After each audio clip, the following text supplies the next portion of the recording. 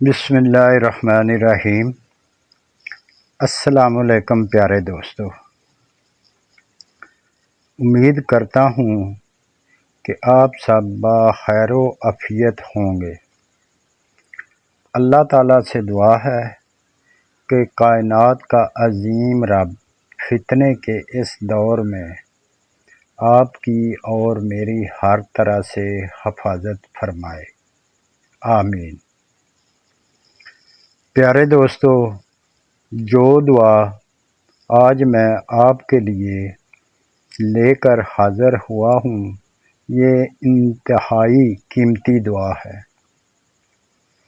اس دعا کے بارے میں حضرت ابو درداء رضی اللہ عنہ فرماتے ہیں کہ جو شخص صبح و شام 7 مرتبہ یہ دعا یقین کے ساتھ یا بغیر یقین کے پڑھ لے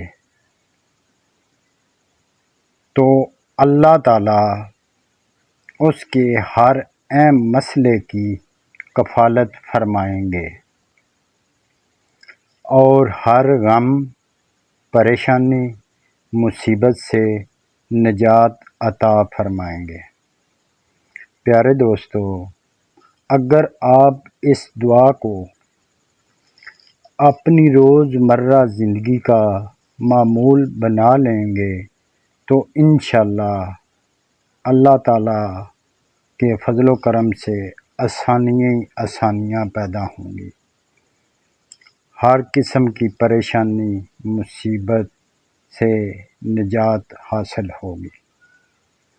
یہ دعا دوستو بہت ہی پیاری اور آسان سی ہے، یہ آپ ضرور یاد کر لیں اور آپ نے صبح و شام یہ دعا پڑھنی ہے۔